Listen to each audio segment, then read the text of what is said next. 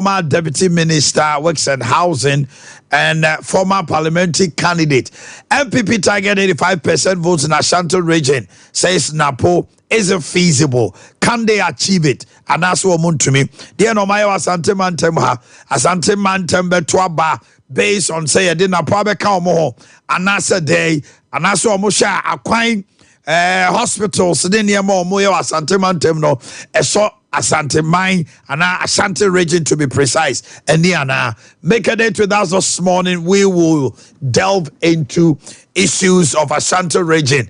Now I say the target of 85% is not over ambitious, is it not too much? Since 1992 up to date, no presidential candidate. And what you mean? J. Kufuor started with 76%, came down to 74%. And Nana Dankwa Akufo-Addo within the same range. Even 2020, they dropped from 74% to 71%. But now our nominal figures, no, or the figures, no, they had about 1.785 million as compared to 658 of NDC. NDC, Ebrebi Ombenya 600,000 votes. Biano Ashanti region na omoko power. But 2020, they had it, but Omon to me and me. And they, what's their target? Are they aiming higher in Ashanti region? Can they achieve it? Sesiano, Ashanti region so omo MPP for almost 2 million votes. 2 million votes. We look at the dynamics. I promise you, say you are August Mois. We will stand and give you all the narratives, especially Ashanti region. From 1992 up to date, constituency by constituency figures, send you see here, because whether you like it or not, Ashanti region will be the deciding factor. Other regions combined, yes, but say MPP to 2 million voter, they go to sleep. Anytime MPP be 70% and above in elections 2020, 2060, votes no pay, they go to sleep. Now, Eastern region, Akufo-Addo new bill, would they still vote for MPP? Northern region is a battlefield. Mekasa because Dr. Mahmoud Bawumia since 2008 has dwindled the fortunes of the NDC in the north. All the 5 regions. Ever since Obeye, vice president, parliamentary, presidential running mate, Emma Nanado, if you all Benina and they will call Northern Region for the first time, Omache Northern Region parliamentary seats, 9. Northeast no free. Now the entity said Northeast for are voting on block. Eddie Amano. Savannah, Upper East, Upper West. A hormone so a deciding factor. John Dramani Mahama, NDC stronghold has always been in the north. Now there is a northerner. A Muslim. Would that change the narrative? Central, Western, North. A hormone did not part two also on your Juma. No, Shasia, Ogosia, Memphis East, Osia, Memphis, Tetrete, Omanhene Yaw, Omanhene Yaw, Komo. If you walk on, Western North, or Hinena Kasa, was it Rollins and a T, Upper East, Upper West? If you saw T, Saban about to Yinanta. NDC for Tuama and Esrim for Tosa, Upper West, Upper East, no, ama NDC. Or catch a seshi, a Western North for force to say, Papa, a friend or Chichi Crow, Damboche, Etima Boa Momania, Western North for there. Western North for Nina, so son Kaise, almost over Tuaba, my MPP. Na acquire loyalty. Hey, Nana. So she also my hine. Ose say Rollins ete Upper East ne Upper West e wo srem e free 1992 to ababa pem ne woma to abama NDC saade a seshi Western North fo nso so o ka kire wo mo say mo nya abro omo nya nkaye na omo to aba ne nyina emfama MPP say yesi ye dawase de waye o se si onu so ye region ye de ade ba Asante region bi bre no o se de na etwa omo yam kra ne say ne mano ne nana no ma school e was a she also training college no ne ade na omo kwaji post na so omo nko takrade utimi tena ka mu adwada obeba back wo ayi sashi ana obekọ western of back na ekobo na efiada na say what to count 1 week uniska utimi goda hotel na omo huna mane and they don't need to travel to takrade to do anything omo so e wo dey omo region or say no cry enough for say western of afiwe abano almost Toba MPP. Why you not kasa no beti na? Hey, semo. Na democracy couple basso ewo Accra Sports Stadium. I say Ghana efie diasani na democracy a yeso mu yetima shama na gina brane. Then no eno musi ho ye hye ho fa. Na ukwada ebe next week. Ewo and crying Accra Sports Stadium. No me and Sampa no. The two gallant teams. Hearts of Folk any Asante Kotoko de face. Why ebe winning the maiden Democracy Cup. Has a 4-year training pa. Kotoko forsu year training. Popular stand on budget 20 Ghana. Upper and lower VIP 50. And a VVIP higher 100. Now we know Ubia person koche ne bobre. House of Folk for Kotoko DNA. As o matwie di back to back mpo. Se see idea Kotoko House of Force o mo beti o mo ho e won kan. Na curtain raiser no MPs. Any legends of Ghana football. Stephen Apia mo Samuel Jan mo mako retirement no any old players no from Paul Manson mo no ne ade no many MPs ne be feso MPs no ebi mo fu nyagro ball no nyina eti wa Accra Sports Stadium nyagro kra first match no MPs and legends of Ghana football ebeya nika Ministry of Youth and Sports France Embassy in Ghana Ghana Football Association Beyond the Return and Ministry of Local Government and Rural Development akom wabo momdi jumedie ba Ghana Commercial Bank Better Logistics Ghana Gas GNPC ADB Bank BCM Ghana Sterling Automotive Goyle MPA Zoom Lion Enterprise Anglo Gold Ashanti KGL, NLA, Wembley, Shippers Authority, NHIS, Petrosol, and World Vision. Now, match we know, Mube who say players like Essien Nomono, Ejnemu, Sule Muntari Nomo, Ejnemu, Menim Sabe di Pele Bebo Bia, Nim say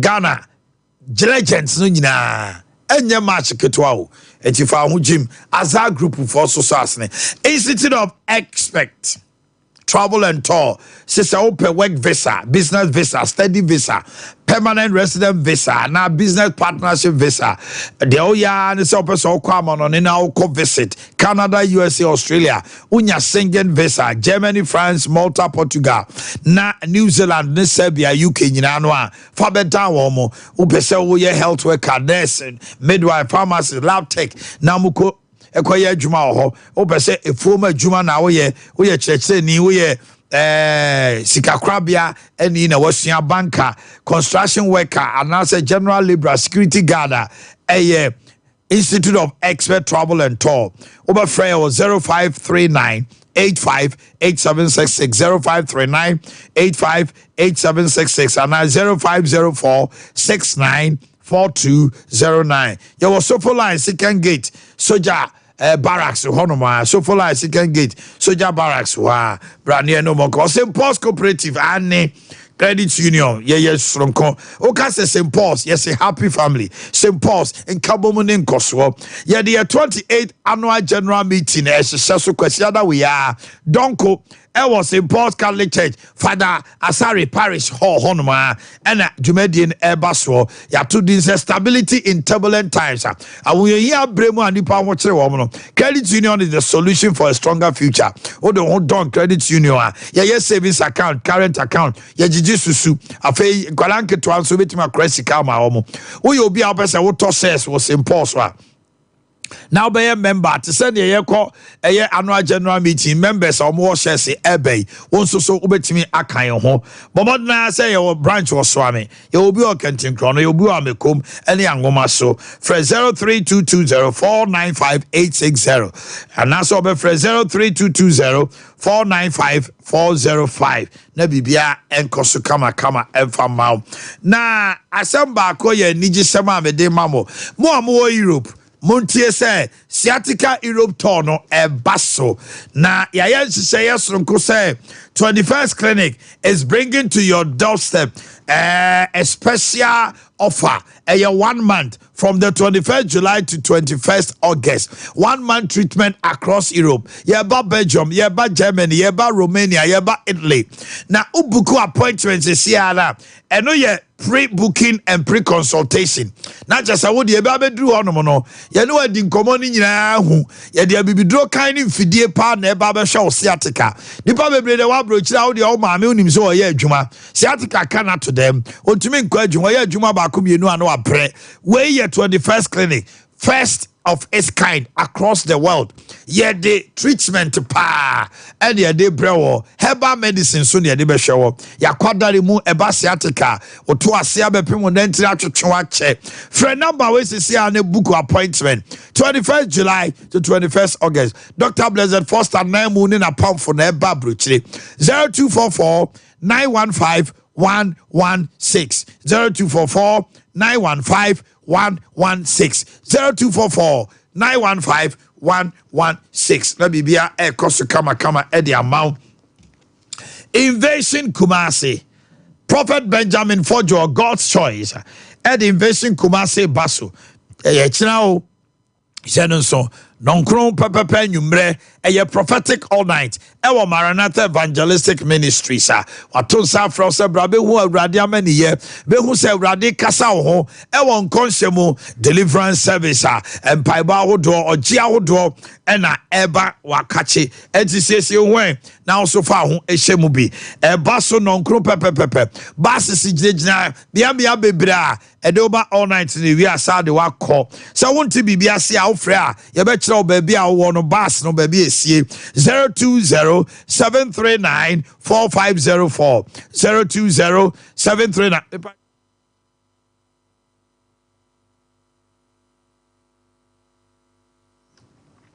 020-739-4504 Invasion Kumasi and now be friend 057-113-9441 057-113-9441 or 0242-070237. Follow us on Facebook and Instagram.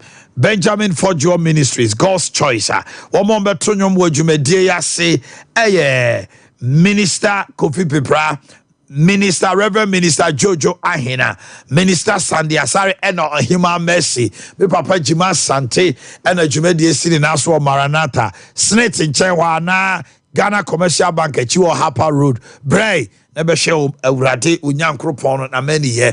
And I know pay Christian Atanase, ye jochin command na ye Kennedy Digital Satellite. Christian, what to say? Aman nyame adumi. Bibia boko. Anope mamintiu. Aman ye befa akwanya reso na ye de nchakesi amu bibiara. Odomfo nyankrompon ebie pono no ama ona ode enne achaw na ohwe Sompa TV yeso a yeti radio no Sompa FM 93.1 omani atanse na ese eni gisem ensema abema nipa akoma atom yem ensema eya aboju cherry ensem eno na yedi free Kennedy digital slide akachi na yedi be obibia omani se wanya akonya na se ohwe TV na me show different telephone numbers also number bi opese ofa ope oni Kennedy nkita hodie bia no director na akura phone sisi o say asem bi ehia bia asem bi opese kita hodie bia se wo baby delivery services wo be say dey nyama ni bi mane wo ne baby a wo bia kita hodie bia wo ya ban adwuma yeni obi kura se ye ene man nkaminya bia nka mepe enso mi sika mepe se me di bi yewe na me di bi yewe nti no mo bi ma konya metuatua ne kakra na because what your condition is air condition no ne bo na afo Kennedy ahwe ka wonya bi opese ka na ekura no ebe so abro so enso se sika no eyewe nti konya ya ko ba betua bi nanka wotuatua de aka ne kakra de asoso Kennedy digital seller ya Mr Kennedy champion ne CEO obi akonya de mo obi BM se anope se wotie Kennedy na se home appliances pa na ada no wadwendwen se wo de woda wo na unhu ne wonye ensem ni nyina se unni TV wo fie ntiama problem se o makora nya TV hwe e no manya nije because onimdifo bi kan wo se wo TV a recreational therapy obi ho no ma adwendwi bi dane so odwendwi ne ma bi ho ene ma bi kono na komam ni na adwenim ko nya TV mpo hwe na wo hu obi no wo sere wo so ohu obi mawani ni je ohu ni mento bi e ma na koma to ne ma e bi anka sa system ni nyina if you also TV no oni bi e wo fie e free say okobu say TV no ba bi a ebo a omo bono no ebo na de boro so ento ha wantimi nto anope Mr Kennedy say yasansam we na eba wo kuma mu na che say ama wo hu ne wonya wantimi ntena se aka wa kuma nyina na fa to yam Kennedy digital selashwe no ubenya TV ni bi ebo no efo de ntie de bia ebetena ha ne say yempese obi di asokwa beda ne obi achenchena na enema na ne boofo Kennedy aswe no ko ba bia ne de mana bode ebi pokwa de yakwa ne sende mo sa de mana bode no man ensanye papa enu tina no pay de bia Kennedy yeso na betena Sompa TV ne aba Sompa FM ne ye de yensem papa ne ye de brega na mani asantmani wiasem anyina ana pay the CEO of Kennedy Digital Seller Mr Kennedy champion na ta no pay bia obi an ye chop se onyankopon show na onka ho na onya okese na niema papa nyame na mo so de ba se home appliances nyame na mo so ma ne boyfo no koso an koso na onyankopon be wadom na obehirawo amana burusu bebebe o ma no pay de ensem ne de ba no so ura Kennedy asya o man niema Kennedy Digital Seller ye di hu dwuma pa home appliances o man da bia metase am say say TV kan ya setena ho abrabo aye boy ye ntimi nyi TV film da o man fridge e kan yen abrabo no ho se wo ka so be yi fridge afri abrabo ma o man enye ye o man air conditions abeka yen dada setena ho o man obi brofu bi o kan wo say air condition no enye loss biem eye nese city se ho be here to the stand say enye so kotu so air condition bo bi de mas bra koku de o sika o yakua mu fi o ko he omo de mo air condition bo ho sika omo wo da bi ho be here to the stand say also be enye condition bo ne because ewie ma ya si to the stand say hyew no so eba no e de yare ahodo na de bre heat forces ni nema obi to no se hyew yare no adokro mo fie komo nya condition bi o man kawe ama enti air condition ho be here to the stand say obi e wo se wonya bi o man say deep freezers ahodo ho be here to the stairs o man say o mo ye cold store ebi di bi sifie ebi di bi fa deep freezers ho be hia enti also be nya deep freezer on fie o man kettles o man iron o man blender o man rice cooker o man microwave sa ne ma we ye be kan ye dada setena ho o man obi hia kettle obi hia microwave obi hia blender obi hia iron obi hia rice cooker o man enipa ne bebrebe ntimi ntobi ebuso o mo sa de o mo se o mo ko baby ko busa ya ebo na de mo no ne bo na din ano pe Mr Kennedy say ensem we nyina na ama wakoma etu hu ne wonya akoma to yam e wo Kennedy Digital Seller ahwe no upe TV a o man nyina bi obenya bi de ne bo efo na esai papa brand o man say air conditioner o pa de Kennedy ye de na ye kofa ba no ebo ne da form to the stand say ebo no efo na chire so no man ensan twala because anybody be say air conditioner be be ko busa ne board ne ye bobo hu ne etimi ko ton so a esai my lightning problem chi light ni nyina ne mo no pay Mr Kennedy say ye air conditioner ye kofa ba no ansa na de ba de ye survey ni busa o man fo no say e de ntina bra we air conditioner wantimi so e de na bra we so ntimi to condition anybody be say air conditioner ni board ne mo Mr Kennedy say no pay ko kuma to yam ura Kennedy afia air condition no ne board efo e chire wo sa to a ensan twon light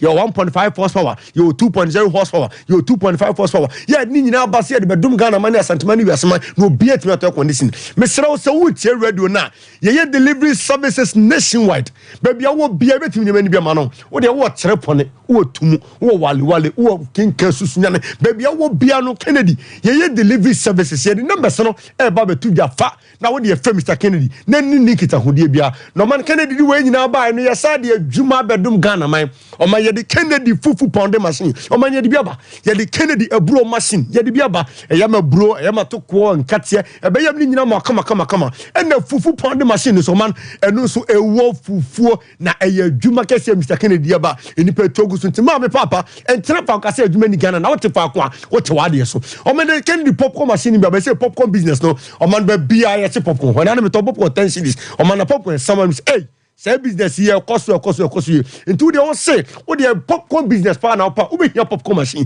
na baby we nya popcorn machine here papa na ne wo fo na we nya problem ho no Kennedy digital seller o ma your numbers ni to dwa baby awo bia fa telephone number na Mr. Kennedy yes so I say you be see betu bi ko ton no mesrel ba Kennedy ahwe ye wadum Family Plaza be no my first floor for Bosana bra promotion kese ekoso my atete nema so obi kura so de nyina so ohia washing machine no de coffee cinema because one na yere me refie no mo rom hu di good basket ma o ma na ayema enkodu weekend o muntimi nsi ese ohia washing machine we we washing machine papa na ne wo fo no Kennedy ahwe o ma no obi so de ohia rice cooker enman ni nyina ebi ho no ma o ma ya tete so obi so ne de ohia washing machine ni nyina ebi ho obi so de ohia gas cooker with oven de be no aduane o ma ni nyina ebi o Kennedy ahwe your numbers no 0244 385 128 0244 385 128 Kennedy numbers e di dwani ba bia wo bia person ke di nkita ho say TV ho adwendwen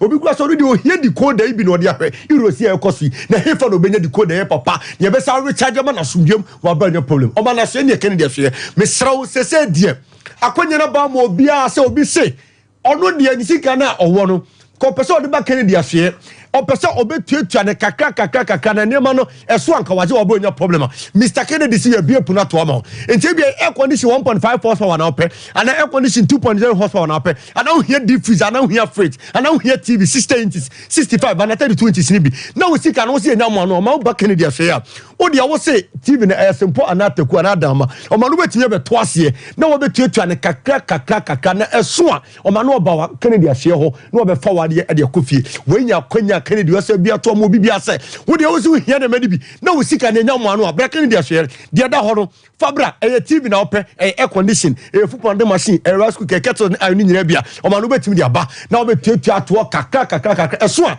na wo fa wade na de ko o man me se kuma se o pe Kennedy ya ya wadum finfin Family Plaza building on my first floor from Bosana bra na make sure say on to bibia of because Kennedy ene ma no ye nton no from o ma nka fo nyina promotion kese ekoso ya TV ni atete so ya tete fridge ne so ya tete air condition ne so microwave ne kettle iron ya tete ni nyina so say obi atimi nya bi coffee no ko iso because we ye ne me ho be hia no enka fo nyina ko voita old barrier Kokro bite junction on the main castle road topic like that pe man Kennedy yo honum e de ni efiri oboase anwan kwanta ba no so man patasia dom house Kennedy yo honum na de ti o ma de be betena ne say Kennedy niema no ene na ye papa ya sa tete so obi so here di freezer o ma di freezer no ya tete so say obi ametobi TVs na tete so obi ametobi na ho na obi nya de ye papa na wo nya problem o ma Kennedy say ade na wo to no ade kofie no ye ma warranty say wo kofie no nya problem a safa bra e mo e betumi di abo no yes san for man Ghana man asantuma ni wiase ye mpere de ba de ne pe nti bebia wo bia no say ye TV ho adwendwen pa bebia obi ne TV a ne bo fo e papa no Kennedy ahwe say air condition bebia obi ne de papa ne bo fo no Kennedy ahwe kettle iron ne blenders no o man ni nyina bebia obi ne be papa no Kennedy ahwe numbers ye de tu dwane asore so no o man Kennedy number di dwane ni frese ye wo TV ne so ebigu so wo betumi afa na Kennedy nkita ho o man numbers ne ye 0244 385 128 0244 385 128 020 765 3031 Oman Edum your Family Plaza building first floor from Canberra and cry wager old barrier on the main castle road Kokro bite junction to pay Oman ho patas your Dom house Kennedy junction Bobia from San Ombra no Tony my papa ne wofo Oman tisia tie say home appliance what you buy tirima company be na you rokoton de e papa na e benya na ne bofo no ahye no e Kennedy digital seller Oman shop na men kan ho so pa nyame adomo a Ministry of Roads Highways Department Ade to asanteman say nyame adoma juada the 15th of July His Excellency the President of the Republic of Ghana will be coming to Swami Interchange Project abe a site visit eti juada donko pepe and the traffic in the fan ha ye fan kwa nyame adoma juada the Minister for Roads and Highways Francis Asenso Boakye MP One Nana Danko Kufuado Ebeba Swami na Nana do ababa she progress so far with the Swami interchange. Afei, Omeya salt cutting 2 p.m. Ewo Anyam Kwanta Ahinema Kokobin dualization. Also, Omo ya kwani mienu. Eti Nanado Dankwa Kufado ebeba eye Anyam Kwanta kwano so Anyam Kwanta Ahinema Kokobin sa project no ye Rakofi Job then ya brigu super Ejwada na omu free Swami Hanoma no na wakwako kati sword official sword kati also omon kati sword pechi number 2 obako kati sword na afei ekwan na bia ma chese omatimi adi se adwuma no atoa so Kofi ba ye bia enso so abedru se nanado eba no de asobo form no mutimi eje na hwese ombetimi awia nti Ejwada nyame ya adoma Swami His Excellency is visiting, and also pechi number 2 for the sword cutting of Anyam Kwanta Ahinema Kokobin dualization. And no information yade mama anopay. Na anopay no honorable edu say atrase na oni yura sampa anopay be chichen komo. MPP NDC MPP force 85% is assured. Womu nwi abano Asante Mantem 85%. Dynamics so dey obibi ansesa na po be die. Na just say aben kra keke na omo ekwo manima enesa. Na Sam. Hey. Trasier. Very a good pa anopay womre e de hyehyɛ so sesia na ye koye I know ka se bi pa o kesbe mesre ya kameyewu na woni ayi em say professor ya owo one of the distant NDC na Kwame Nkrumah University and was say ye de Kwame Nkrumah ye de ayi to Kwame Nkrumah University na buzi aso ye de ayi to na o say de na Nkrumah ye president and was buzi ade no bodo no Afghanistan Sompa now what to say yeah the obade ase nobody say so mo akwaba yeja bibi aboko there yo Sam Oman 85% are they about 2 years to Ghana from 1992 president Bienu ha we free her crown that's why MPP no 85% ana mo kodi ayi techimen dwa bobo no kese anu matete so aba na say dey o da bi antisa ba ma mini kan mu wache e da bi fidi so na hu say I bought you to be in number B. So I am hey, me I don't know. But me out here for. I tell for just so. No watch me ya. Former deputy regional minister. So me ya. No. It's good. For. I think I see a two so. Piao ana yamanu kwada boy mu chiao ye party mpanufo adofo nyinara me management bia oboa wo me bompa ye pama yen ye chiao wo kra no a adwen no ye bone no nyame nsakra wo na no mumra no mu se o man ye nyina ne ka bom ne say kasa sakara tu kama ndi e chi obi biara okay na ye hwe se de o man no so beko okay. Yes, 85%. When him say in politics, you share a name bebre. Politics, you share a name. Politics, you the name be so iguaquem. That's right. Now, when you will never win in our right. Now, to an amoni ye. Now, one can so who and who to the people are. Aspiration na ubenya 2 1992 MPP anko parliamentary no that's right yako presidential that's right na figures no different some constituencies be kura wa wo mu hold ya up to 96 that's right if you were buying enema start say Esesa. Eto de bia yen your percentage you know ekosro. Eto de bia a drop, a show the psyche of the people. And if you are able to work on sa manual, you get your things right. But you dream big. Okay. So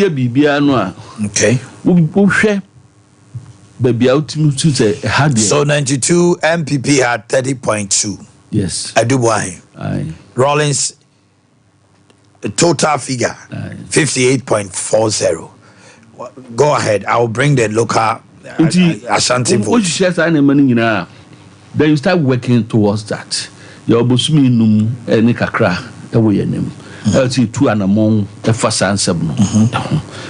And no be so no. Me the vice president bar first time or bar round so na me ha. I was not part of the team. Though na I was monitoring on daily basis. But free on the subsequent visits biano me no enenam. Say unam na uhwe nipa anim. Now share the body language can be actual. And now you feel airport, you best mention your number so as if as one say a quinoso. Your name hono, me share a name be, Nami who name be, Nami who and crofo a body language. That's right. The shaming cry say Yamia Yaduma and the pebi.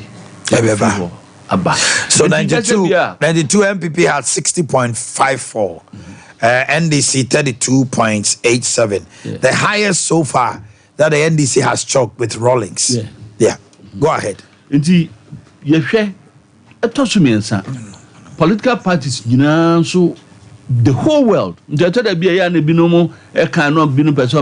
tribal politics, we are see baby. Political party bia ewo bebia ni fuma wo na ho den wo yes no correct uko United States now for Reds no Republicans no wo traditional strongholds they are their stronghold uko Democrats are same similar Britain Labour Conservatives Ghana ha and this wo strongholds and people wo strongholds until if you are your stronghold and you work well on the people, you are definitely going to receive the benefits of that. Inti any nam. Now your strategy said you go kwamu there. Well, the Adaruma and yet for Adaruma and yet today so that America. I said, hey, I'll do it. And near I am so as what now have you done enough to warrant that? Of course, when you talk about doing enough, and this first started propaganda be and no munya some media friends no so boa MPP by on your shema santimai. And I was say, wow. But one more, there be a mikase politics, a yana local. Omanhene, when him say, you see university, since you presidential assent, Ewa Kumadan. Yeah, local government university. From scratch, me have been there on about 5 occasions.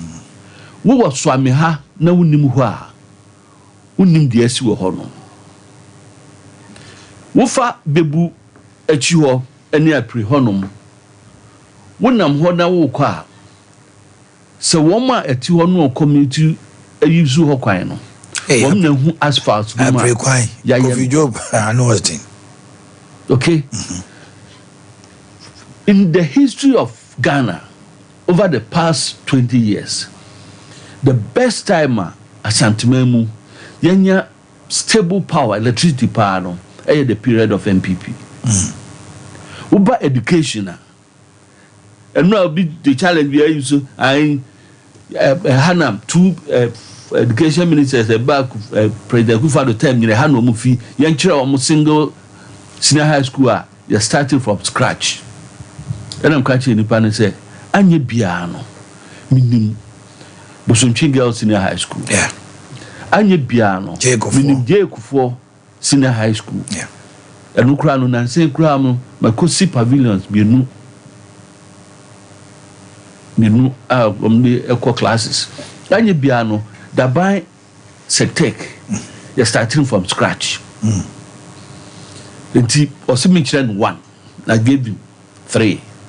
So ba education Now share infrastructure. But let me make this point. When you said the whole country, about 740 something senior high schools, no, almost a half in Ashanti region. Yeah. The whole country. You kept Kosa, you call Augustine, Sinasifu, Wamusukus, Dodo, Greater Accra, Volta, Upper East, Upper West, Nasifu, 16 regions, no. About a half of all the senior high schools in Ashanti region. Every single senior high school, Kokore projects I know. Ukokasa, the dormitory blocks, the classroom, the laboratories, a modern lab. Ukwa one labs, you know, at its own studio, ha. Young can call gas is a look around say a top class school, no. Now your lab, no. Now a titi style, but ne compare the modern ones that they provided. Most of the senior high schools.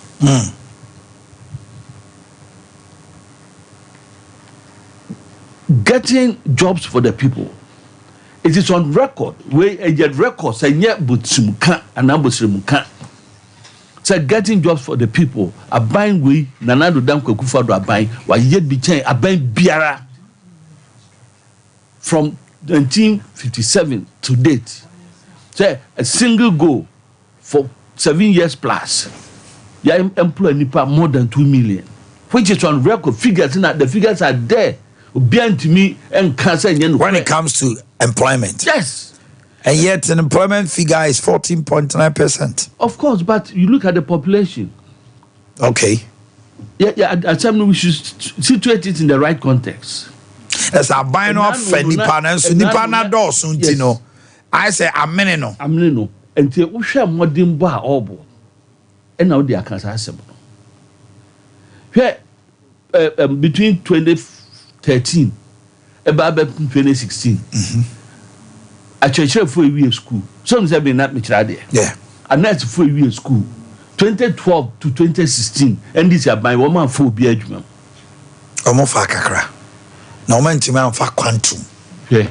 Because Ghana registered nurses at least every year no for 4,000, 3,000. Nipa oha. That's your famudua. And no dear. But say crowd yet. There was a freeze.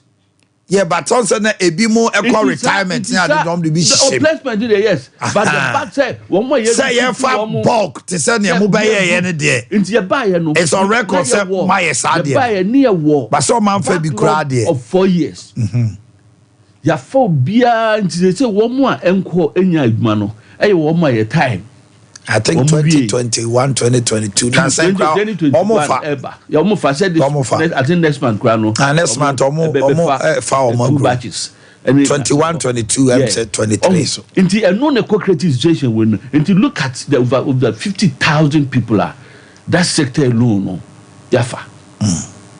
Because I say one, you'll be on 4 years, 1 for the power one. That's what can one. 1 for the power one. Mpo. Yeah, recruit to know. We're also doing the replacements. Yeah. And when you know, when it comes to the health sector, yes, a true said, and this is for starting hospitals be, but percentage say na newo. You buy here near the Akakudru. Kumau is working now. Yes. Formina is working. Yes. Bekwai Tepa is working. So we are in buy. Konongo is working. To wall no. Now table ewa chain. Come on, move your bam. Yeah. Foundation no wall no ma 2 block are working no. Now table we say never chain. The we air equipping no. A cast of ECG for a baby or more year with the transformers be now almost you know. And it's the benefit of the people of Ashanti region.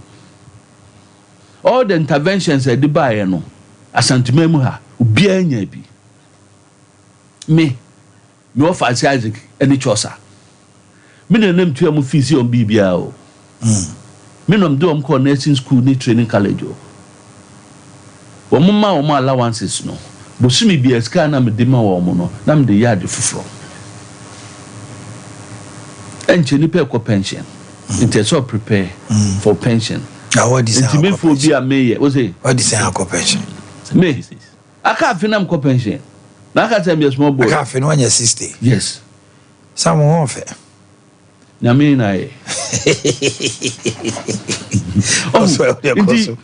that's kanu me phobia me ye I invested in that nti become a pensioner anya bia no metumi akodi weekends bi wo befom ho etu de din kra am kotra ho amasum dwumem nim numai sori ahmachi a na hwe anadunam ayi ngusie ni embroso do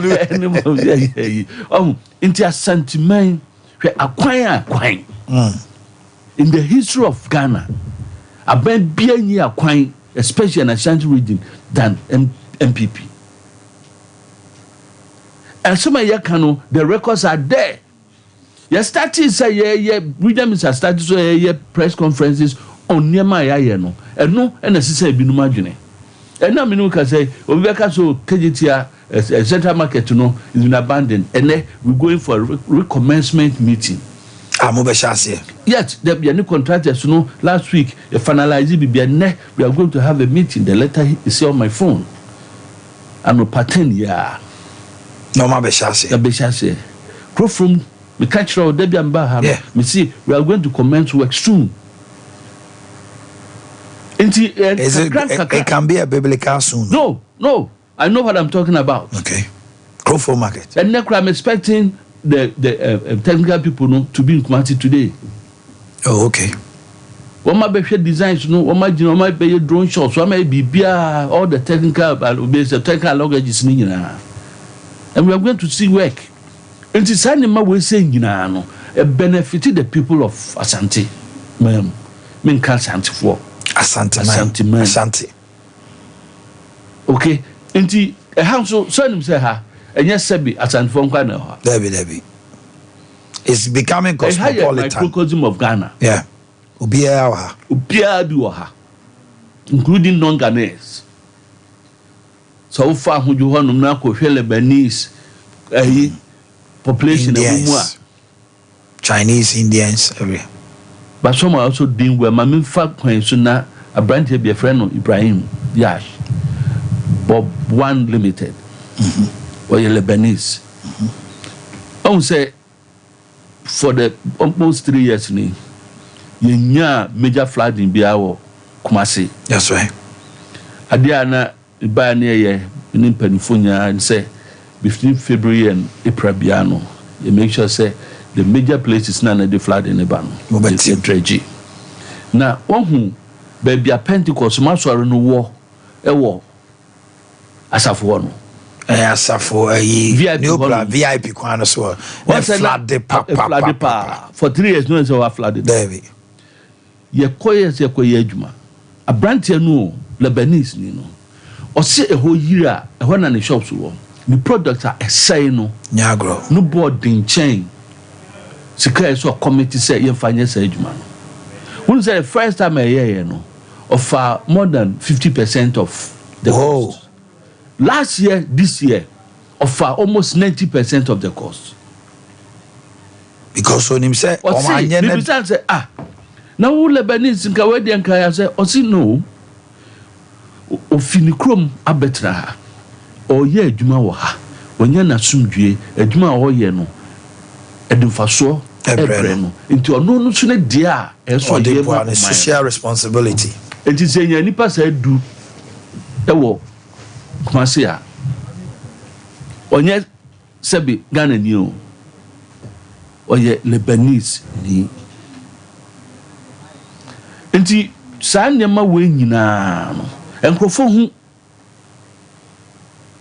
enye nipa nyina na ekasa eye dede o ufa RCC honom RCC wo na chi ho one hu adwuma ya ye for judges edana me kan ba bi say courts are developing as for obi to a court to see development na say here so wo wanya asem me fan say me ne ya ti hey yenya issue e bi asase ho na say court no delay yen 10 years na umu asem no ema obi ahu ya unim the effect on us economically, socially, psychologically. Enti se wunya asem ana wunya bi nya asem ana obusani bi nya asem edi ne temo na se court no eni ho ho na behu se court wo ho a nka faso wo so na apart from that no court no eba no it comes with staff. Enti a judge for a magistrate for court staff ayefa wo mo no ni nyina no ye refi ya wo bibia wo mo ye planning no ye mpadfo am no akọ na court e kwa ye plan akase wo mo ese afra bibi agglomeration yeah eno ye senka mu bie tumpai wo mo nim se Omanhene ne sina men ko yo ohini ni owei ohini o the office okay we have kwa kwachi o feeling the power Philippa omo nim se ohini ni Omanhene Boamanum bright be man kese tintin o kazo odidi a obedidi pa enti mo bedidi odawase enti no obi based on this no obeba be ye restaurant bi ana chop bar bi abetamo mebo a obi nim so obi de ene ami bi wase ha e friend no Sompa gobe e ba e didi na ma no ama why popular pa gobe ene wi am e be organize bi we are no ba yeah me favorite what so oh yes enti on say mami a wo kan say bi workers no patronize pa enti ama onu so wanya adwuma akọ oba no wafa akura ba akọ na mienu a wo mo eboa no bosome say 20 cedis mpo eno de ma wo mo a nko mo ti fie kwa no ko mo nya hwe ebi nkura nke fie kwa no mo ti no wo mbekwa kwa ya de bi a emfata enti sa court dan no obi nso be ye aduane wo nchen ho because obe fidi wo mo ye adwuma wo I get you obe fidi wo mo ebe court no ya do bi kwa be more of a trickling effect yes ya do bi kwato sales kura da so ya no ka se bi aja mpa bi kakra mamni ansan makoda sales na eno kura no obenya bi obeto nsuo obeto mineral obi o ha nani abre to obepe two shots bi atwa ni nyina no sa ede boost the economy of the area. All right, sir. Sanema we say nyina no e koso pa na nkrofo ehu be beka aka ho asem this time round lecture we aye kono enya tenie nya kasa twitwie ideas. Thank you. I do say more opponents say 85%. What it means is say there's a more I have 13 gramunya because the others no ebenya point to be Alan Bimukras Alan so targeted almost 10% wa cheddar so free how also be pebi other parties and Sana the NDC and the 85 no that is a more I feel 20% grab more than mamo. The kind of Minchia honorable Sompa. I'm so obey me in share for discussion. Yeah, discussion. You change your discussion. Some money discussion. I mean, me deputy minister now so me. Now, Omanhene is also to honor so any do. It's I think say this is the first time I share, but some me tie Kumasiano, minim dear. Be buy utia anyway mamichia sister Julie me am sister Penny actually you see our squad yeah when is that Mr. Penny no I can Makonta Reggie Manuel oh Reggie Makonta he's a wonderful person me boss no wonderful person me boss no ona ya no tia me kakra kanti anope me fa konye su na machia wo na machia Kumasi mine Asante mine na wo maso ne o mani wa Sompa FM em say Nansia no mo onveli miam senior onabu Matthew Poku Prempe napo na em se ni kasa emu no say Asante mantem ano obehwe say ono no ye ni running me to free Asante mantem ano the officer ochira no obehwe say 20 MPP4 enya 85%. That's right. Na ohwe history ya na umanya about elections ya say omo best pay 77%. Na say 74. I think in 2004 he had 77. 2004 he had 78. Yeah, something like that. 78%. They've not chalked 80%. Yeah, until omunya 80% that. Tina say we know the say a high expectations na omo the SC omo so.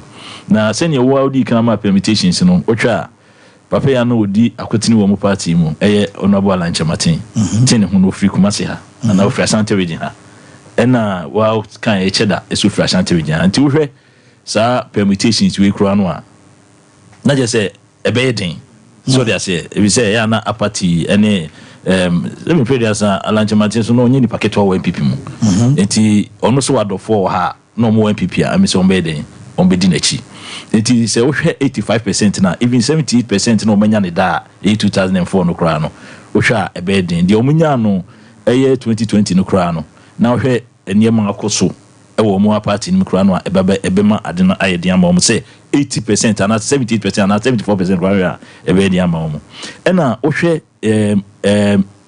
issues before ye be napo say oye running mate na wenchu kakra na wo ha efa na regional chairman na no mpene so say ye be na running mate no eno so no sane mani na ya na de wenchu ni apati eba party mu so eti sane ma nyina wo hwɛ development ya akoso ni 85% ya odi esi na ni so ya na che say ebedin say the da etie no na oba Ashanti regional is part of Ashanti Ghana.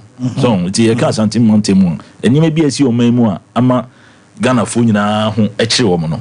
E bi ka Ashanti Montemu afọ. Na the only say MPP aban e ba ye a na ye hwe ya titina mu sisi ya. Enye se me predia sa de omo e ka kire ne yetimi.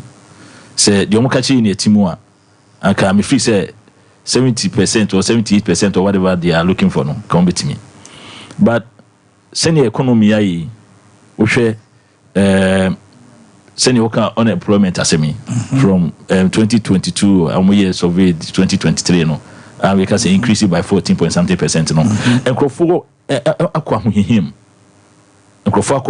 say wadwadie mu nsem ne ade nyina aduru maybe wo hwe price stability na say previous as okoto ade na echina obeko na etna kosoro echina chi obeko na etna kosoro enti wo ye businessman na wo ye wadwuma untimi nya sebin previous untimi hwani untimi hwe nkonkan entoto wadwuma ye na amon wadwuma na akweden akwahwe enti ye hwe asetina mu sisi ya enya ade a ya hogoro so enkrofo ho kire wo unya ho ba bia na watwa wo ye wadwuma enyina ne na so ye se de na etie no obi so adwuma na yeden asai enti se o Asante Montemu the general perception uti me the general public na me uti a obi a ka se Omanhene mu yeden Omanhene mu so yeden Asante region ha no e ka ho nye se Asante region en ka ho enti se wo hwe economy ni nyema AC unemployment come within crofo $1 to 15 Ghana cedi a whole lot 658 billion Ghana cedis debt on the mitri on buy the number 2 year free mu 122 billion Ghana cedis on beto ya and so my broker be 536 billion Ghana cedis and go unprecedented ababi enu wa bobo siasa na wo hwe fiscal vulnerability sia ye wuro a ama sisi agisi ne bilateral creditors kasa no mo suspend interest payments ene nyema bibiri no ekoso na che say economy ni nya de agina ne na so ya ba yeto no man mu no dan ya ne hwe asetenem se wo hwe asetenem mu a anopa wo sori ye obetimi anya bibia de awia obetimi anya bibia de obetimi ahwe oma obetimi anya bibia ba ohun bra obetimi anya bibia ma obetimi anya can you do your business well? That is what people are going to look at ombedi bigina so ato aba e Asante Montemu a ti wo hwe se ne neme ko man mu a any 85% ya o maka any eyi American ya enya de a 70% gram nya so mbenya 70% no gram nya so omunya wa Asante region 70% no omunya mpo na kambe so makodu 80 akọ 85 they say nkofo ho kire wo mo eno no mbehwe so mo de beden ebeto aba eti se ohwe niema mienu ya mabosu ya omo a party mu niema akoso ya honorable Alanchematin wa free mu ono so enkrofo di nachi say ne o can say politics there perception so kan say che that so free ha bia ono so be no so ono so free ha ene omo party niema ko mu ansa na ebe napo ene economy so ehu akwa atwa ama enkrofo ho kire wo mo omo adwuma ye ne adwuma nyina wonya babia kra about sorry youth nyina nya adwuma pa bia anye no e wa Asante Montemu ano emma sa 85% na omo pe no be dey ombenya na napo factor no will not do anything napo factor why dey ade wabitu aka na se na ye Ghana bok mo bro abobosia 536 billion Ghana cedis napo wabitu $1 is to 15 Ghana cedis ye bo napo dia so what na and I'm a tear comedy me na po me mama aduane adi wa mama adwuma enti on dey wa ya running mate na wo ye na na me che say na po na ebo ni din no aye asesa bibia na eti senior me can say aside all these things no more strategies be no senior political party be on need any strategy am say we to me can say more 1 million ways of winning elections and I say more 1 million ways of be that's right to no na dwene no yes we 1.5 million you the 1 million be can so more 1 million no near the 500,000 ways I am ways yes you 500,000 ways a day and 1 million you be can so more there no so that is their strategy. We also have a strategy, but then on a national no hwa de ni na no am say 85% in the nya de obetimenya and me estimation no there 70% dem back kumasia nam ha you tie ni ade any some akoso a watie ni there 70% be yomodin be 70% be yomodin Omanya 70% so the highest elections no heading yeah na ohwa me dem dum na me tie general public ohwa this kind of discussion came up say MPP by ade pa titru no mayama asanteman so we're talking about major projects bit me don search this omaye ama asanteman say hwe yeah NDC at least you were able to mention some of them yenwi but se bi ho no ma initiative the central market here initiative here edru ho no ma minim de say honorable Sompa wa say ombe say no kan wa say bi ombe chire tam ombe wi ni ade so na say me say central market women na me say that just last year or this year no more year demonstration say I think say omo hwe say kan betimi atoto ni ma no betimi wi market no na etimi ayeden akonanim regional hospital ya okay na me wa ha enye koye na me ko ohina no ho no ini ko din kita ho hwe say e asase ne de etimi ati regional hospital na recently regional minister ne penifo share 2013 he admitted say projects bibre ho no ma NDC shase a omo ambandin ye but omo go say omo betimi ayeden omo betimi so it tells you say ye wa be me no ye some 1 or 2 projects for Ashanti region over 3 cases ya na bekan wasemi konogo project ni kumawu ne ekwawu ne West House your friend 3 cases water project ni mam water project here I mean these are projects that you saw say yes sir military hospital I know so I was there that we went there say bet me ahwe near 21 amount say bia afari hospital no e betun one amount ya eti no your satellite markets bi so na yeah, they see any so one say you better congested the central business district CBD no say be a edwadifo a omu nyina bebu chinku Kumasi central market no MS na oti asokwa ana say oti swame a ana say o asonase a so obi nya market didwa ho no ma say nya de a obeba Kumasi central market o ama ho be den abachichi so eti yen ye wa santimantem ano ye bi nipa timi mikrofo timi de omo sa kire so say NDC wa ben no say ni no omo ye den omo timi ye but edrumbe bi na che say sempre dia san regional minister kura no yebusa no say onka bibi pan major 5 or so I mean say na he was struggling to mention it na minimum de na minimum de minim say me Sompa de me bra penny no na ni age no kind no minim say sadia because o kire broja demfia de o no so akra na say ni age there because obi a kire broja demfia de 50 na so chena no 10 years o 75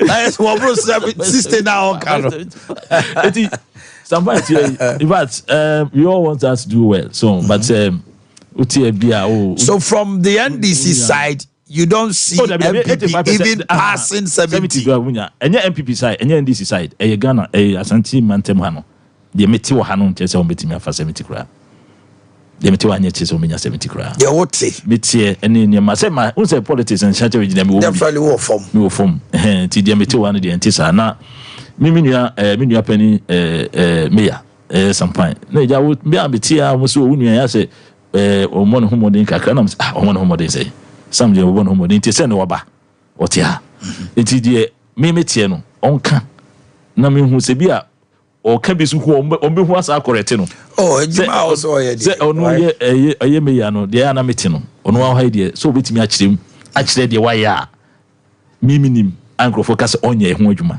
because some produce say e na ankro focus me nye omo say adwuma no omo kasa ni say unhunu so Kumasi eti Kumasi ay congested do ay basa eti no eti ma me nuclear ho Kumasi ay congested yes it's a fact say nipa eton ma was treating that's right metra ha enka setema we deputy minister no na moto ne ka dey trench ya na nipa in the street no it was there. It's a fact say you central market of which I acknowledge. It's a fact say you need Krufro market which I acknowledge. And I'm more LCA to know you too far home. Sa propaganda no munko bunkro for munko you am offices and fight the demran people lose vote no. If that is what you're expecting from me, you won't get it. And you know, you are not going to get it.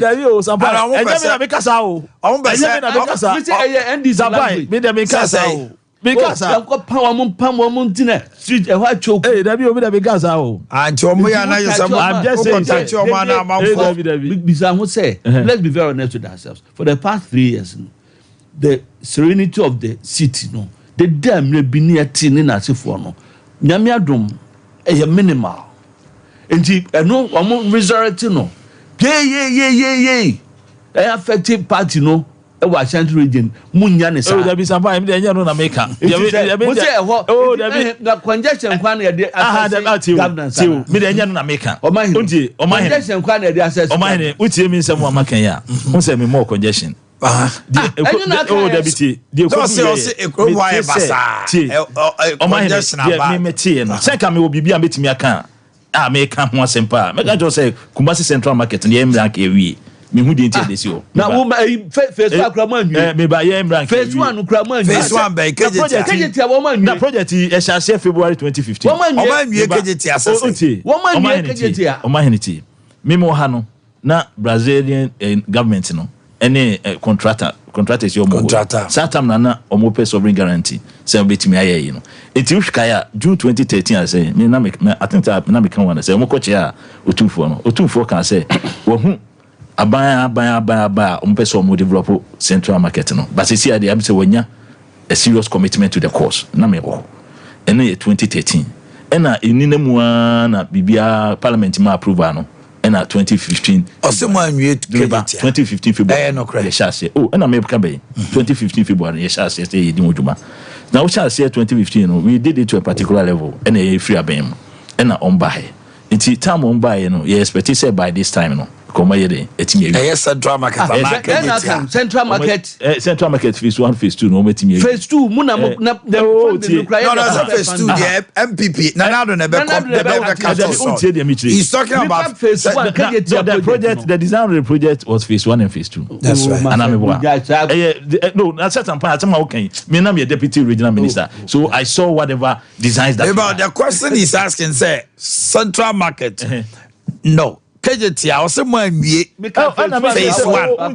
phase 1 the me kan ya make show you we got the approval CM share adwuma na say 2015 phase 1 phase 1 and 2 the project is phase 1 and 2 the project is not only phase 1 okay eti yeguso ayeye no ene ye free abem which means move here phase 1 na bi entimi anwie phase 1 no so entimi anwie phase 1 go entimi anwie there been a time o dimnya approval no 2015 to 2016 as a want to me no wetimi awie ni nyina mo bi akom ba mo sase so I say but what I'm trying to say is that we started the project so somebody can say that they initiated the project it means the me dey bom mo so bo ni say mo ba ye no because mo tu ana mo etimi awie phase 1 and phase 2 Omanhene phase 1 dey o ma wie phase 2 na o say phase 2 so count say no but you know central market no enkrofo ye didi wo ho a because the project has not been completed that is the fact eno na me wo Asante Mantem wa mesusu me citizen am ha no mesusu free say ema ye ho ha nti ka wo senk mai den otu ana mo no matimi den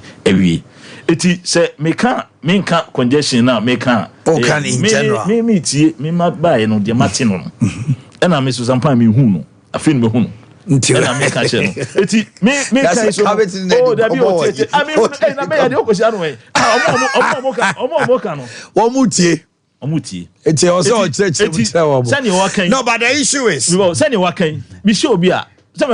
NDC almost say market how are you going to convince the citizenry in Ashanti to also give you that maximum of 30% and above no and then you be na mabubo so actually ejina niema wo ye o man Asante Mantem aso and am why 2 Asante Mantem so that's a project ya mabo so actually which is very significant Ghana ha and Asante Mantem no bi adi nkita ho a obetimi a kire say we the NDC for na ye and we the NDC for the shase and say okwa eya tama ye me ba ba mu no na edi bibia ho kra friend Ratri Park untimi nya bibia wo be recreation as be am ko in fact when we wanted to develop the project me no na me were into it or not. But we are me works and how them buy me quote what I'm saying. Oh, this is a very fantastic project. So let me tell you. So there are some prominent projects that ultimately such as so say NDC ambrose. See you cry yeshase. So they say they could do pempen so be. Say hospitals in the satellite market see make kan yeshase bi why we bi also yentimi anwie. So they say hospitals see I can want some konongo for me na ade bi omba bi o ma wie bi also enyanwie be a particular percentage of completion. So that's it. It's say me NDC near me deputy regional minister waka kansa na me ko me ba me won me bia metimi dim say enye man ni si ani so ani pese yini. It is say moto aba man ya betimi asan den ato aso asan ko yanim. Ena ade ni si ani so a ye pese ye. So that's it. Na last Omanhene that his excellency John Doma we flabera. Isia media or di bitutu dwa no. So that's it. They said, what is it? Can say building the Ghana we want. Ujina hono building the Ghana we want.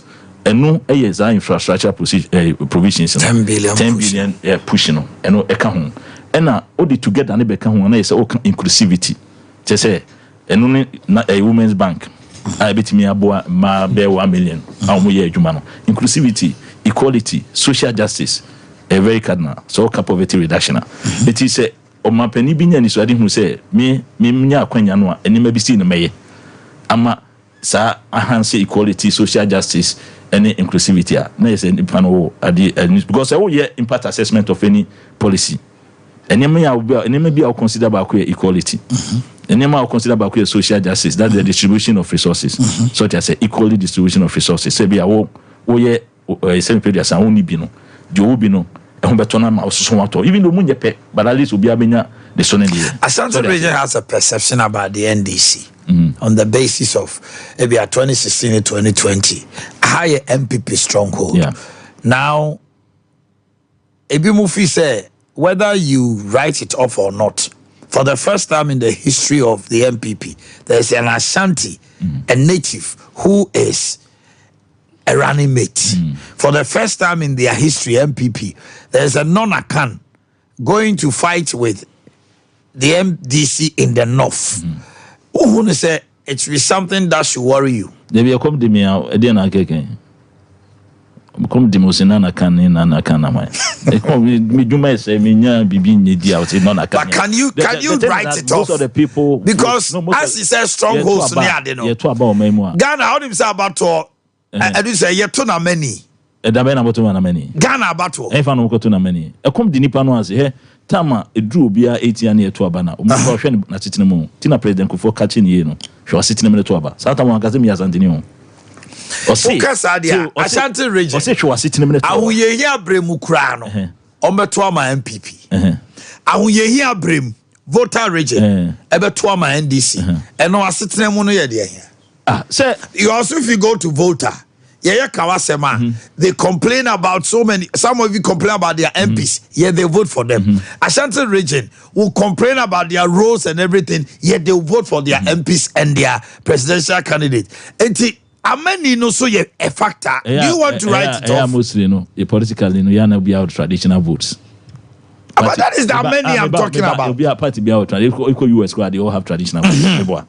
But then the Kase Krofo show must sit to bar. The difference is what makes the person get out of power. Okay. As a floating voters, no. Middle income. Let's say 5%, no. 5% reduction or increment for another party, no. That is what we are talking about. And don't forget, say your deep-seated people, media.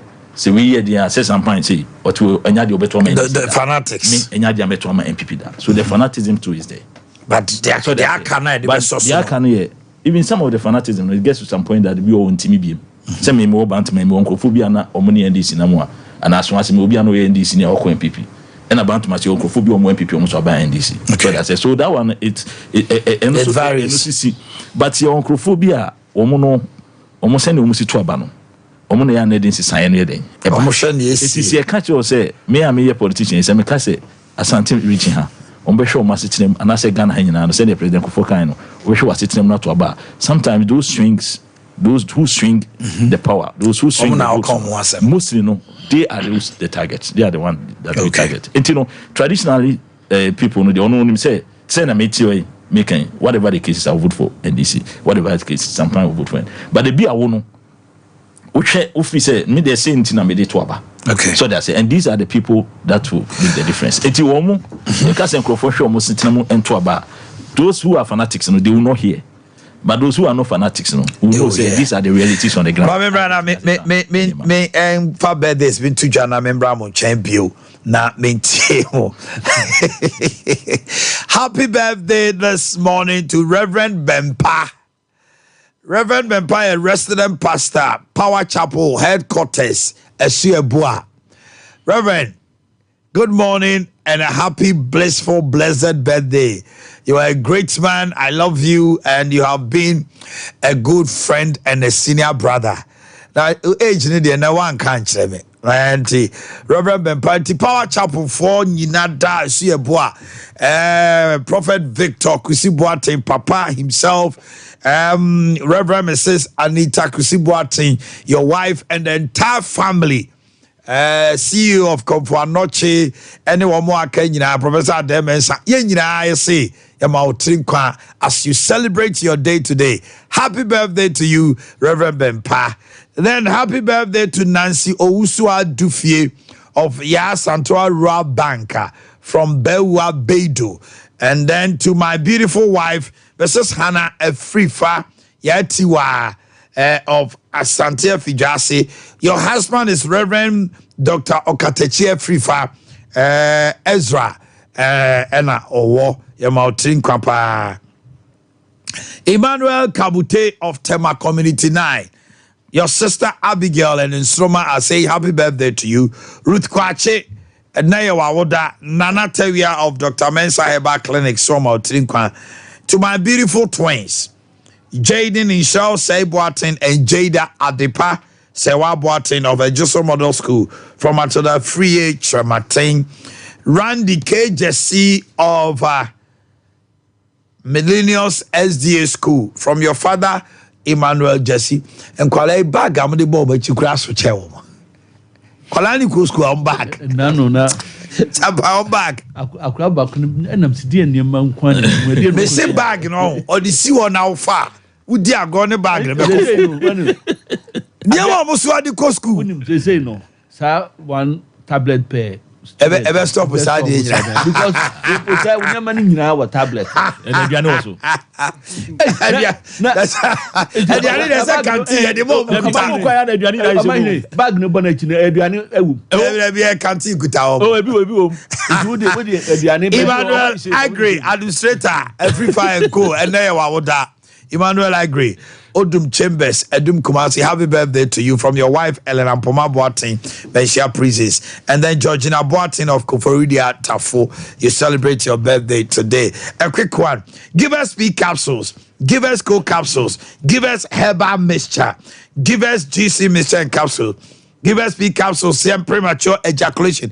And memano, rashes, binum ne ade guguo, low sperm count, to nom ne ade, and a pains, uko gunsua, uteya o muno, nina ebeko, afeko capsules, no to be shiko konasi, a US pains, flames, and mama ya wo munina, and ebeko, afe yama timino so, a free ho, kako and P capsules, boom, you get the best result. Malaria, typhoid, jaundice, loss of appetite, any immune system booster, no give us herbal mixture. Now rashes, no so ne, near go bema no bahono, give us a year free ho. BBC, Sourberry chicken, Papa dia Boris B chicken, a halal. The cremonio bio to me we mani ye fast steroids, antibiotics, ne vitamins in seditachu. Na abuano son sober no one we no I say a bino. Full chicken or Thai wings, breast. fillet, gizzard, layers, both broiler and layers near Tom. Obenya bi Obantuma High Street Presby in Shanimu. Samson and Santas Runabout, Unity Oil in Shanimu. Asawasi Market, Poku Trading, SG Mall, NA Shell Body Junction 05444453. Dimpa Natural Health na se osa pa na atena oswacha ka hofo aniko obon se wo yam timi dwaw na obo ano twetwen odidi a heartburns wachiri ya wo ya utitimi ya wo ya wani su briw woda wo na indigestion odidi a enyam ya who say ulcer symptoms for any Dimpa Natural Health World they chem so menshia kwan so second floor Wallace Towers dining can menshia health insurance dining mo ape second floor Dimpa yes na hunya Dimpa Natural Health Clinic stomach ulcer your last stop Fred 0245 1184 34 0245 1184 34 Kanjin and Magic drinking water yenum sio Papa, alkaline water 8.5 pH. Onum nsuo ya calcium, magnesium, potassium, iron. Ewo nipadiem. Onuma ema wonya wrinkles. There be a home fefe. Antioxidant. Enti ma odwon so ma free mu nyina abesene kɔ. Eno anso so neutralize the acidity state of the body. Enti won nidi a obo be ye chew ana wonya heartburns. Brahma UGC Ana Tafuni Road, Abawa Route Junction, Ubehuye, for 0241 449191, 0241 449191. Abe Herbal Clinic at Patano Swapatapa New Site, Apatapa Junction near War, Seba Sexual Weakness, Mayor Wampem, Beman, I say, Joanna Joe, I say, Unya Babaso Candle, Brandy Pigeon Mount, Fibroid, Stomach Ulcer, Hernia, Echo, Anase. Epilepsy abofrano anasa penina etwa na sickle cell de ye de na otwe miensa be ma na duro eno ano no betu afenimo Abe Herbal Clinic ye be your test sickle cell test can test ahodo nyina da ye wi a ye de aduro aka mami abe no ana hwe ye aduro ni nyina 0243 345 392 0243 345 392 Oslas Enterprise na yen and a plant akese for hotels industries, shops, any small businesses, no, yes, supply more Perkins or Cummins, Kama, Honda Caterpillars or Lester Petals, your kilos car, your solar energy inverters, and did you say, say, young Kwan, this solar generators, Abba. Solar generators. I just say we are the bogus wa unya sparky yano. We here to beto petrobia. You install genset mawa free of charge.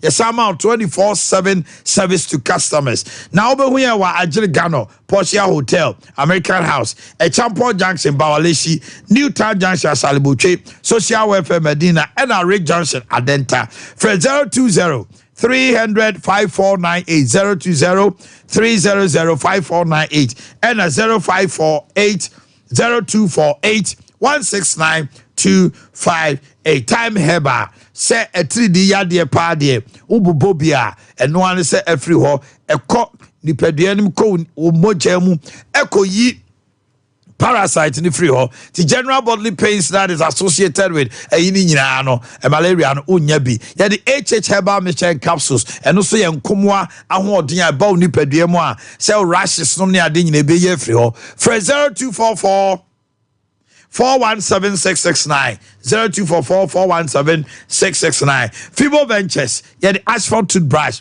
And Afri Fresh Herbal Toothpaste. Go pay more for Sego Lena, a big ever honomo, and Kaladi Chuchin and Penny Chuchi. But modern I say family Nina, no, ebe used to be. It's a family affair. Open Doso Porto 053 5452 263 053 5452 263. One more and I saw Yasne, I made it to my day, bro. Some Mammy Brown, Chebio. Yeah, Omanhene. 70% crab amudino. Say no ankasa no na need that so ni say Alanche Martin ebenya vote. Said that ebenya vote. But I said be very significant. Or say your born Podino Amadola no agba forma na. And then describe be good people too. Now we Yewura Mahama no dollar no esesan ya na. Tony Oniabem. Oniabem. Hwe unim say he was almost rejected in 2012, 2016, 2020. Total rejection. magana fo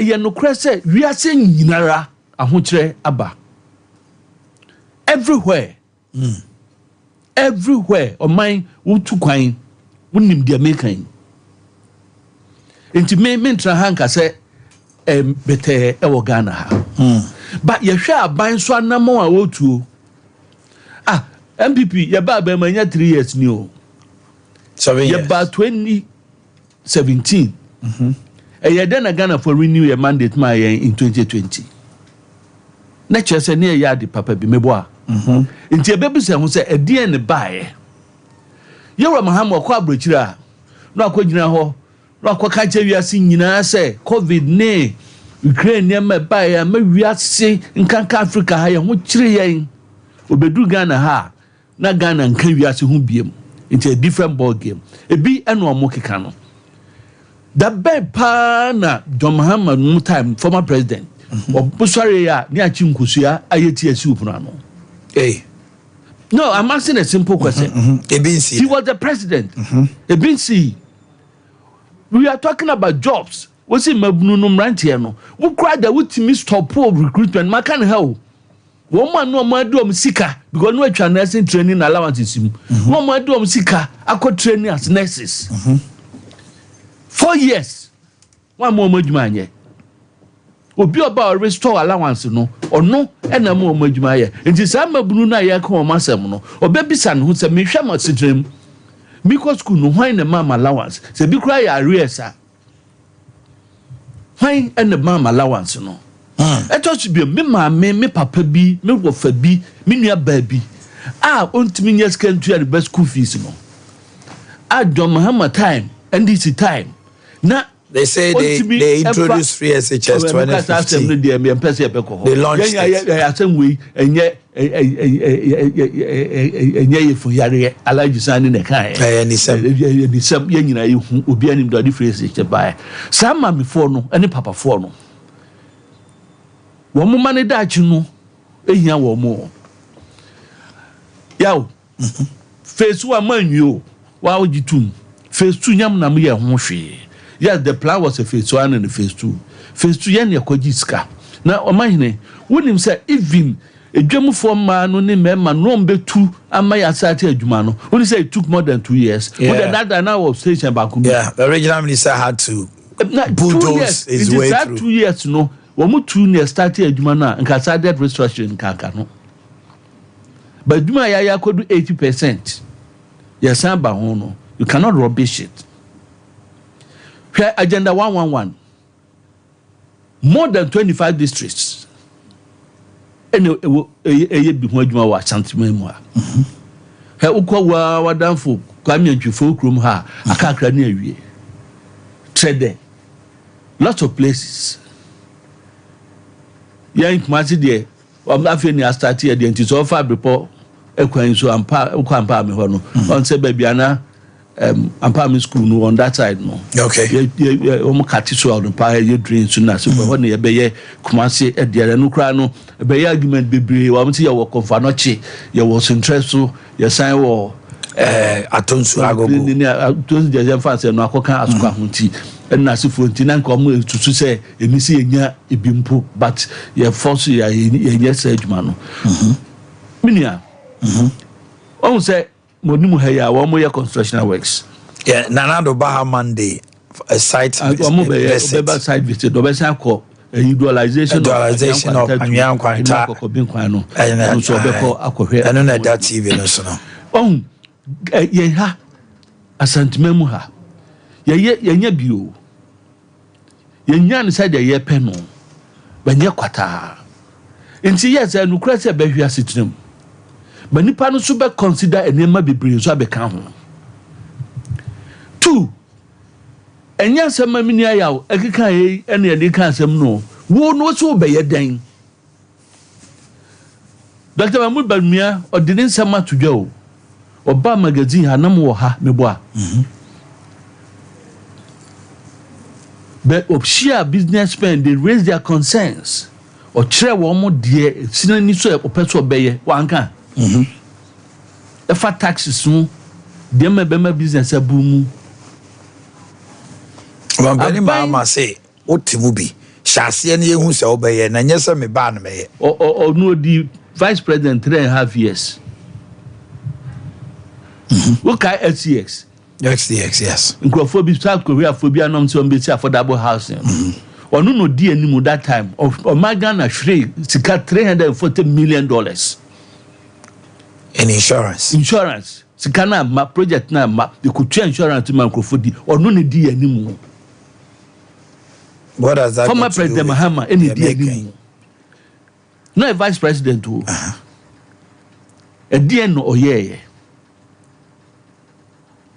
Until so be president 6 months and son no be president 4 years. Until no one need the longest president.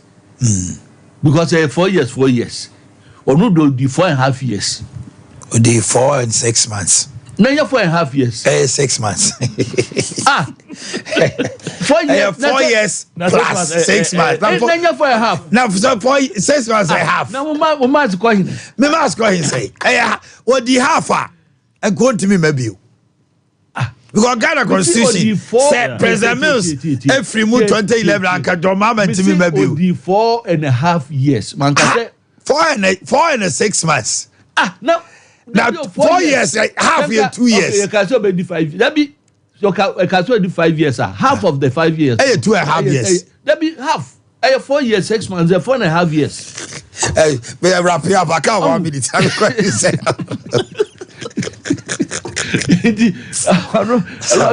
A dear partner or the bar board. But this is a government. Year 2 years no more. A year no say akwajibu say. And so your mama Kenya on TV. Oh, 24-hour economy. 10 billion push. Adia o mo ntimi njemu. Moses Kabia ni ho 10 billion push no ko fa ne. Obajibu say. Enyom na say adentina akwajibu say. Ya to asesi on kan say akwajibu say.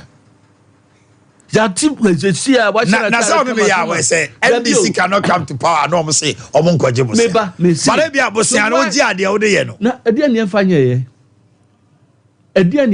ye ekwan ya meka ho asabi ade ne de ye kuma say almost every city road ya yen asphalt ya no overlay kota hwe so ame ha me masinum ho for over 30 years, I never teach women. Na ekwano enye. Fabusa gruano. E dia na newo ho. Wuko atonsu. E na no me fa ginya so baby be pie. Atonsu kwan de efe. Nka me ya ira. Na me ne ono aba wuku. Brewery up to for years. Ono aba wuku nanam. E no se bisi na hina no se awonfa hada me dem afa ho. Na bridges ayaye ni nyina wa santuma mu ha o road projects ayaye na ha enti se bana wo kasa ne mana obi said o kan no about obi a wo de hwe to about someone no see ba me na me to aba etia if you say Sompa be million tin hu ye na hi okay I do say ene jama bi okru ha ene jama bi okru ha no people vote. Oh, as for election there. So we bet you sorry. All this while so bet you my MPP. That could be now the board for now. NDC ni bi asere bufu na MPP ni bi asere bufu. No say about crowd or the land cruiser. I know there he sem there oh. Na me say Ghana say there DJ aduma ha no envy, hatred and jealousy. We will be the big chance to about you as you say. And about to unquote the better for nothing. I'll just say, I mean, you have the floor. Yeah, the medical says 85% in the Nyadia, almost 70%. Corano. I'm saying, who be quite real, and there's an lose elections. Yeah, they've lost the elections. I'm lose elections. Now, Anyamo, Molusu. Na they won't say anything. Now would you to a baby how many lose relations if you are tomorrow then I bet you and I'm more special. It's they only say send mekano the reality is on the ground no. Okay. Ade Akye na so dey to aba. Okay. So wo hwe ne ma ekoso a obekasa saa bu se nipa no hwe. You explain tire. Wo nipa no ye bia no aka cho se ne krakra ne say.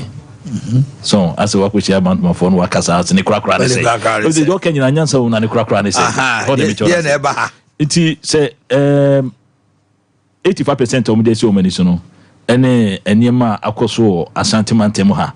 any economy aquatria or Casibia, Alanchematin, money, cheddar, money, Kofa, Mike, it's not help them to win to get 85%. It's a 70% Quebedia mom. Now, John, he says, John Dramani Mahama, Flabera, Ushia media, no, Usela Sambaha, me bring your money to do also. So they say, you can't 24-hour economy. That is not a holistic policy. NDC phone, you see, and it's to say, Biabisa, me can maybe say, offer ye Nisemo Kana, your economy and your employment. It's underrated, and no, if we say the economy should expand beyond the normal working hours away. In 2 years, sir, there's all 24-hour economy no na which them year eno ewo eno kwane criteria so to say because aside 24-hour economy no and then so ade hunu ba kono say obe establish employment sectors across the region. That's right. Across the country, all regions sebea ibinya database of all unemployed ni ahwekwan ebefa so a into the system. It may not be under 24-hour economy. 24-hour economy a novelty. Enti the omni say the policy is targeting the 3 activities of the economy. Say them kind primary, secondary, and tertiary. So they say. Into OSHA, it's also spans on a sectors, CBA services, industry, and agriculture. It is a OSHA primary activity, and American extraction, any harvesting of crops in the world. See, you better establish food processing centers so that it can take care of the post-harvest losses. Nina agriculture input. That's right. So that's it. Into or near maybe our Boboswa, Ghana for Omuti na Supem, any DC any so. Say, you can say, you be National Women's Banker is in the right direction. And until I make sure say, a team idea campaign, building the Ghana we want together. No, always come when this was doing until me seven predators and man film. So that's it because they're very important. Until Oyen Adrian say, we create National Women's Bank. I be boa initially, and be boa about 1 million women are resourceful to business and others because that is what we represent, and that is why together is part of the building the Ghana we want to know. And inclusivity in social justice na can was. 24-hour economy no special peculiarities. They say they are buying always housing, your normal housing policies, piecemeal of housing policy.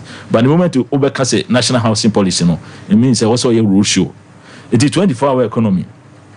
Uti the His Excellency John Dramani Mahama Kanya a policy enye enhye eye se bi enfa se Omanhene na office obetimi aboa no wafa do jona aban wa kwanya bi ode bema wo amo aso wasene la aso wasene dia ye enti such a deliberate policy from a government no ya na free be a friend rule show no just aban rule out the show. Say because se be a greater Accra be share all the stakeholders. You can't all the stakeholders are no side your ministries, departments and agencies. It end there a side obetimi set committee or obetimi engage you on that. And your any private sector. So they say it say private sector and a bar government betimi engage companies no omo ewo maimu. Na ye no omo engage ye fancy Ashanti region ushia manufacturing companies ushia omo into transport services ushia omo ya agriculture omo produce raw material bia obi timi aka cho say minya kwanya minya eniama we free aban ho no so machine metimi increasing production line beyond working hours eti o ka 24-hour economy enye say e bia 8-year shift obi say 8 first 8 years second 8 hours third 8 hours in a day ukwa abrochira yo nkrofo bi o mutimi share adwuma 6 no ma 12 6 hours. So that's it. That 6 hours who provide employment. Not necessarily. Not all the companies can rule out the full 8 hours. No. But say, young fan say the problem. Okay,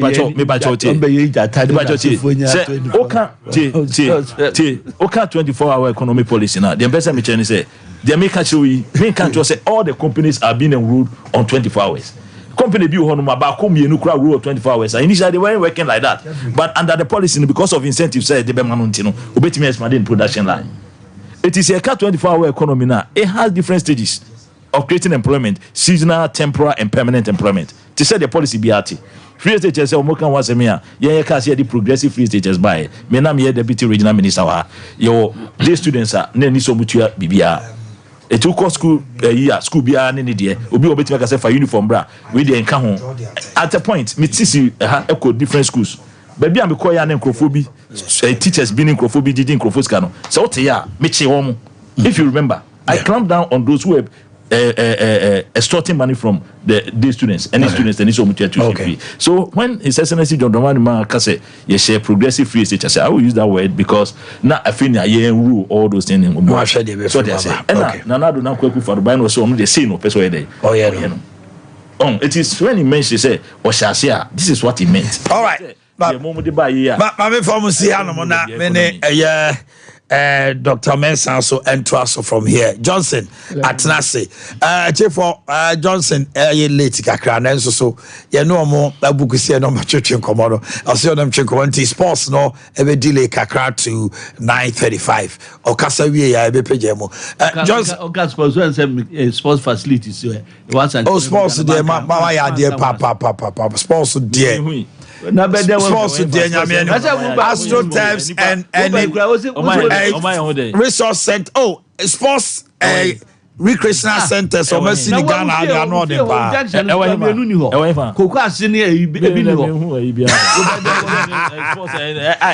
Oh, sports there. My sports infrastructure there.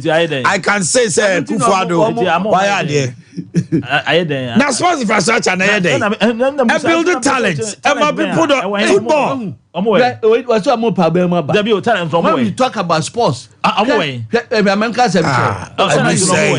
Just a minute. The benefits to Nipa, health. Apart from that, every talent kudus numne na se for football omo editska omo families media families omo bear remittances ebeba oman Ghana esan edi oman no ekogina pempemfobia etwi de beda sepa Johnson what you have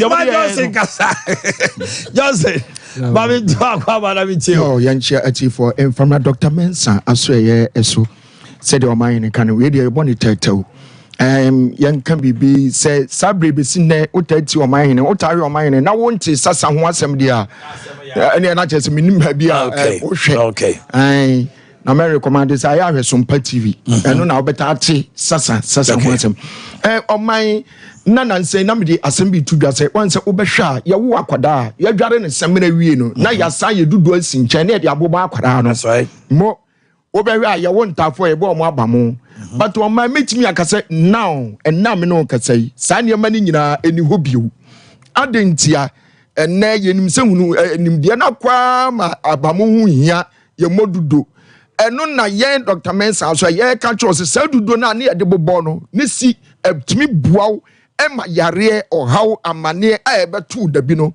etimi yi free ho tie ne ye ntimi awuso ye ntimi anyo sa eno na Dr. Mensah ya so ye ya ka cho se bomodin se ne obeba na Dr. Mensah yakeka mama ko enso abo eno na ne ye nananum edudware ye no eno na no mo sabi egu yenum eme ye num ma ye ho ye din ema yetimi di ho efri yare ho ema sabi to da bi o mai obi o ha odi nani kura behwa akwara na sabi onu ato yare no odi ama akwara no but ye de sadu do no buboni pa na akwara na me kacho ani boni bia ntimi ma akwara no ho eno no Dr. Mensah ya so ye se yakofa aduro eya mama ko abubum e de aba se yatu ni din se sasa aduro eno ne yatu din se sasaduro no eye sasa aduro ebi se uso ya ntimi anyo osa eniema di wachi wa ware sem betimi asai waduma sem betimi akwachew usika sem betimi asai wa ware ye betimi aye basa bibia beton sem bia be hye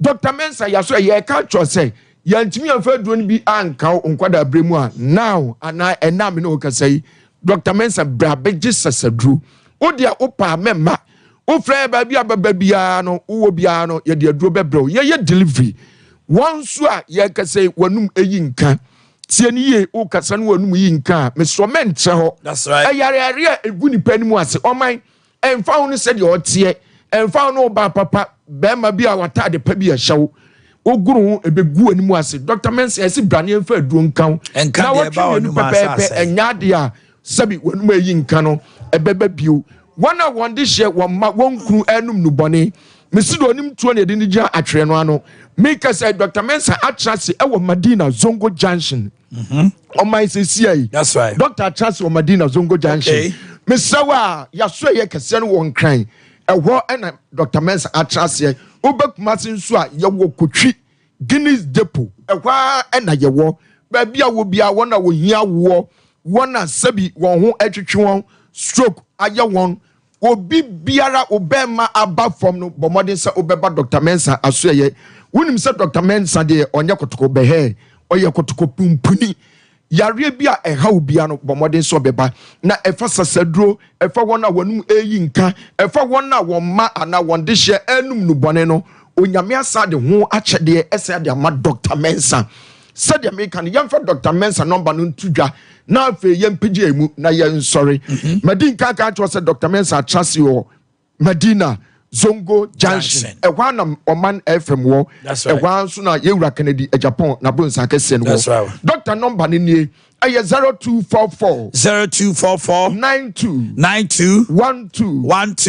69 0244 92 69 yes our 027 11 73 551 027 11 73 551 you was 0532 92 80 95 the nyame penaji no bia nyankopon ya adoma me so ontutu mrika no omra Kotwi Guinness Depot obeba beto doctors anintin ani akesefo om na wonimdie akese ebetimi di ahwew oba awona hia de obefa scan mu ni ahwe o problem no Dr. Mensa Dr. Wonder Semenhia watrase ewo Medina Zongo Junction the nyame penaji no nyame ya adoma obetutu mrika na wabaya so God bless no one cares just say out the caro abusuafo ye de mo si hanomo na agudie aba na samre we you know fancy betrase a obebie bie mu nsema England and Netherlands boy you know Argentina de enso so nyina da any matches I want any expectations of England versus Spain Oma Bobo no say all the details right here. Lucas Sports so beba Abu Dhabi and Lutekin Munyina Kaho and Sana Komia and Michael and so Eddie Chichimono and Ricardo Munyinaba. The panel and the team are ready. Stay tuned. It's time for sports.